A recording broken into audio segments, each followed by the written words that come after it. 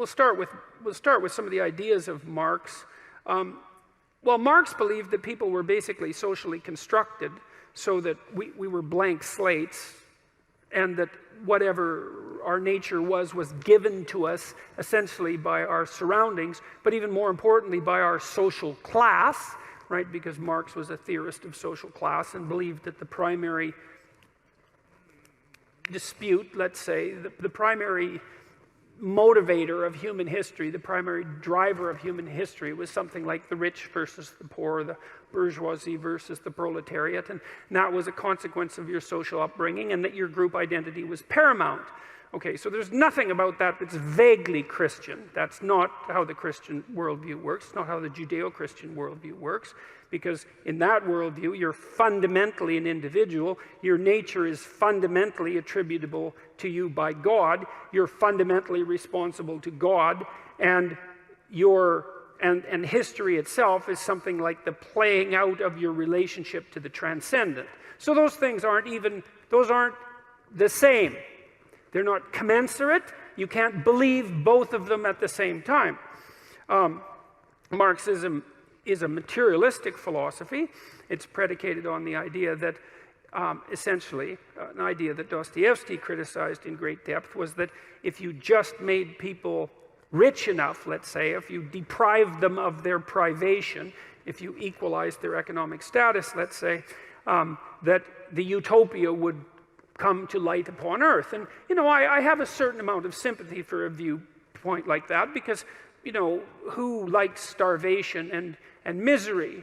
You know, there's nothing positive to be said about that. But I think Dostoevsky was right, too, in his criticism of Marxism, although he wasn't directly aiming this at Marx, in Notes from Underground, where he noted that, you know, if you gave people what they wanted in terms of, let's say, bread and circuses, if they had, as he said, nothing to do but eat cakes and busy themselves with the continuation of the species, which is kind of a nice phrase, that the first thing they would do is take a hammer and smash things just so that something improbable and strange would happen, just so that we could have our way.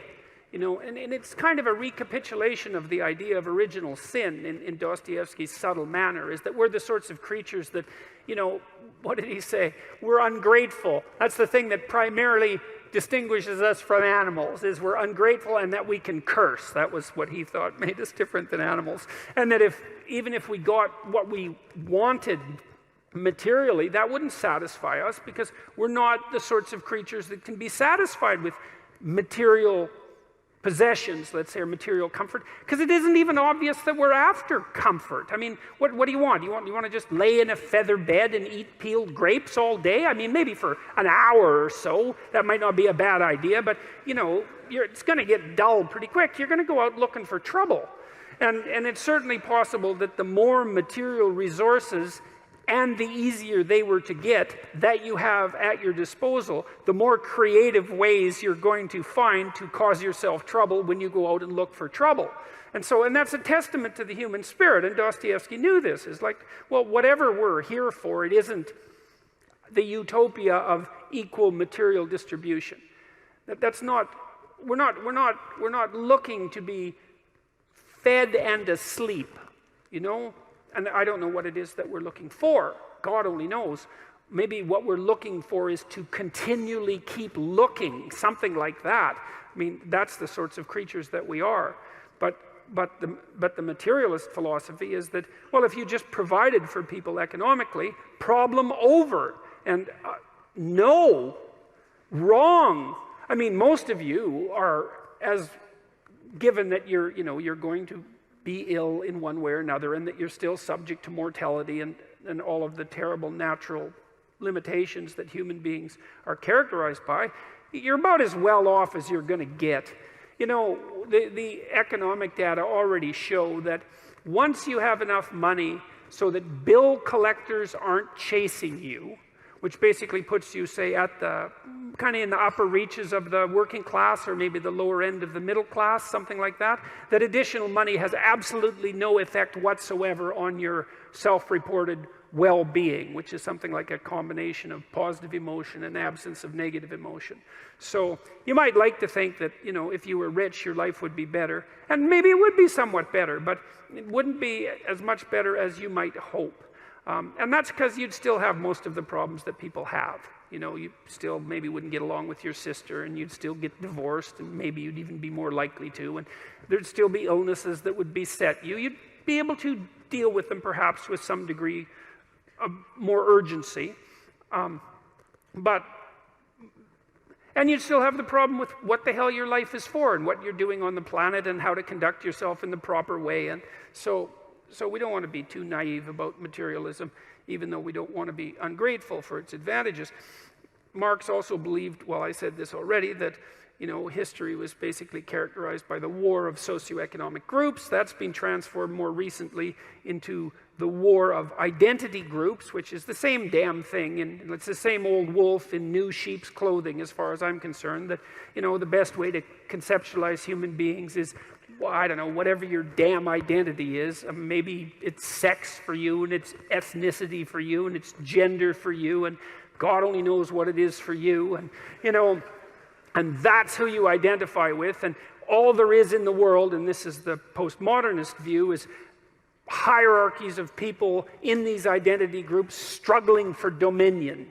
You know, and that's a quasi-Marxist viewpoint. It's just a variant of the bourgeoisie versus proletariat theory of history, which is a foolish theory as far as I'm concerned, and certainly not one that we need to take forward into the 21st century, although we seem, you know, destined to insist that we do so. He believed that the revolutionary overthrow of the oppressor class was necessary and morally demanded, and that turns out to be a little bloodier than I would say the typical Christian, Judeo-Christian ethic might require, because it doesn't require you to take up arms against your evil overlords and, well, put them in gulags and kill them by the millions, for example, and that to me seems to be an important difference.